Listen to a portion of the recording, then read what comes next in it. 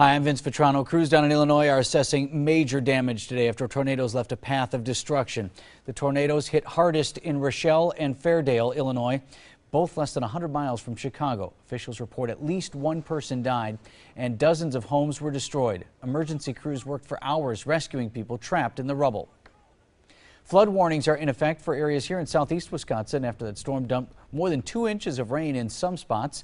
Today, river runoff spilling into Thiensville parking lots and parks as well. In Wauwatosa, the Menominee River flooded Curry Park Golf Course.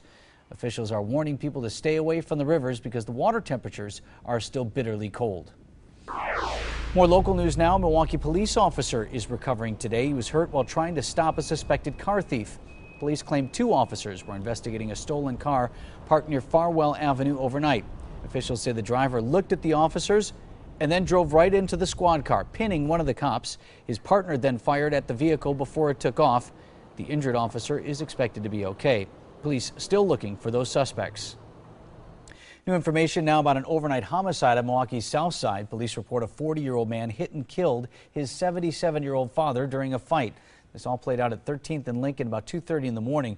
The suspect is in police custody.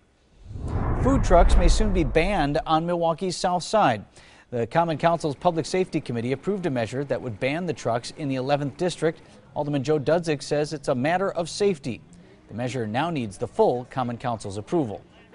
Some big Badger news today. UW just announced that Frank Kaminsky is the winner of the John R. Wooden Award, completing a sweep for Big Frank of the Major Player of the Year honors. And we've just learned that junior forward Sam Decker is declaring for the NBA draft. The Sheboygan native published an open letter to fans which read in part, "It is difficult to leave Madison and the only state I've called home, but I'm excited for the next chapter of my life." Well, as far as our weather today, that actually is going to be going downhill as the afternoon goes on. We have a weak disturbance rolling its way through, but some of these showers are pretty intense. And some of you actually might have a little bit of hail with it, maybe a stray strike of lightning or hearing that thunder outside. But that's going to be ending as the evening goes on here. So it's not going to be an all-night event, not going to be one of those huge rainmakers, but just some quick downpours for some of you. And then here's a look at tomorrow. It's going to be looking a lot better. How about going into tomorrow night? We'll get to that in a little bit. Let's first talk about those temperatures where average high should be 52. Look at that record, 90. That's 1930. That's a long time ago. So no, you don't get to look forward to 90 anytime soon. But the temperature is actually going to have kind of an uptick in a trend over the next couple of days going into this next week. I'll get to that in a little bit. But yesterday, man, if these 70s and 80s would have made it into southern Wisconsin and just kind of stayed there, those tornadoes that hit in Illinois probably would have just kept tracking their way off to the north. So the fact that we were a little bit cooler probably helped us, and our wind profile maybe just kind of tipped over those, or it just kind of ruined the balance of those supercells. Now, as far as the rest of our day, again, today, maybe a couple of these showers on and off. Again, if you have a little bit of hail with these or some lightning, don't be surprised.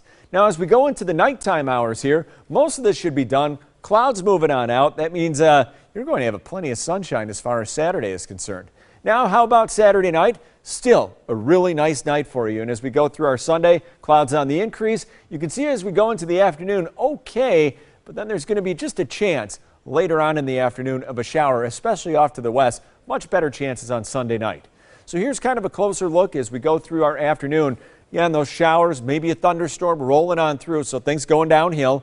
Some quick downpours, maybe a little bit of hail. And then as we go into tonight, that moves on out. We clear out the skies, and that gives you actually a pretty nice Saturday. Now, we're not going to have too much wind. Saturday night going to be nice. And then as we go through Sunday again, clouds on the increase. There we are in the afternoon. Those showers getting a little bit closer. So the rest of your day today, scattered showers developing, maybe a thunderstorm, maybe a little bit of hail. Going to be breezy out there. Winds a little bit on the breezy side.